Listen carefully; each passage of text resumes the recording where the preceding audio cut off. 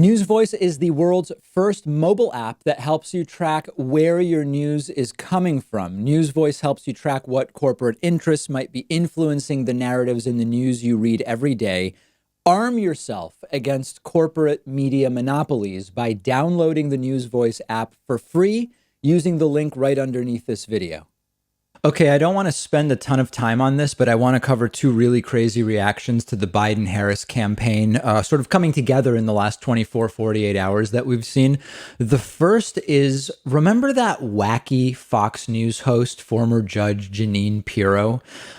She sort of suggested last night that she knows something about how Joe Biden is not actually going to be on the ticket by November. She suggests something is going to happen to Joe Biden between now and November, although she doesn't actually say what. Let's look at the clip. Well, I have a lot of thoughts. The first thought that I have, Jesse, is for some reason, I just have this feeling that Joe Biden isn't going to be on the ticket. I have a sense that something's going to happen before the election, and he's not even going to be on the ticket. So don't even ask me if he's going to make the 4 years. But let me just tell you a little bit about what I saw. So immediately the questions start, is this a death threat? Is Jeanine Pirro trying to subtly suggest to her audience that someone do something about Joe Biden? Is this merely some kind of allusion to a health issue she believes Joe Biden's going to have between now and November? Is Pirro merely drunk again and unable to cohere during her program? It's not totally clear.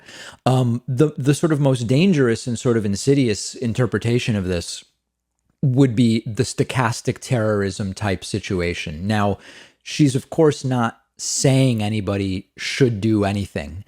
But the idea of stochastic terrorism is that given a large enough audience, if you plant an idea that something could be done, that it becomes statistically likely that you would influence one person to do something. The first time that we discussed stochastic terrorism on this program was back in, I don't even remember what year, when Glenn Beck was ranting and raving about the Tides Foundation. He had all sorts of ideas and conspiracy theories about the Tides Foundation, and it actually led to a particular guy getting weapons and was stopped on the highway. I'm going from memory. I believe it was in California, on his way to attack the Tides Foundation. And of course, Glenn Beck would not be held legally responsible for that if the shooting or bombing or whatever were to be carried out. But the guy who was on the way said, yeah, I watched Fox at the time. Glenn Beck was on Fox News. I watched Fox News and watched Glenn Beck.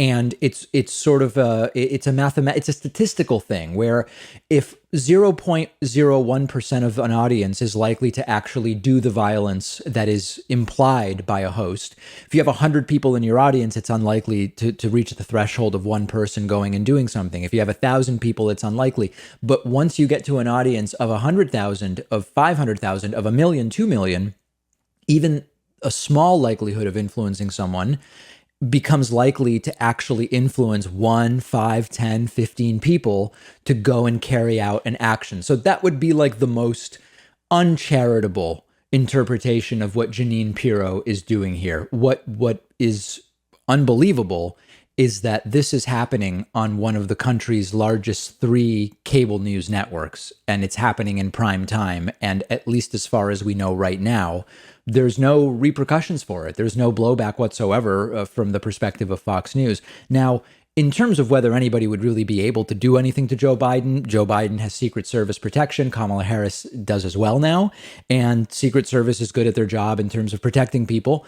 And I imagine that Joe Biden's safety is well handled. So that would point more to the idea that she's floating of some kind of health situation for Joe Biden. So that's number one in terms of the just wacky reactions to Biden-Harris getting a lot of attention in the first 24 to 48 hours after the announcement of Kamala Harris joining the campaign.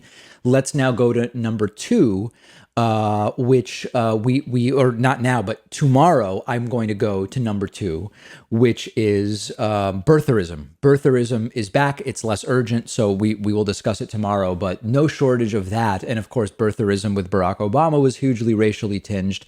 And what a surprise! Lo and behold, Kamala Harris, whose father is Jamaican and mother is Indian, now being hit by very similar birther-like questions about whether she's eligible to be VP or president were she to be in a position to replace Joe Biden. And we're going to discuss that tomorrow.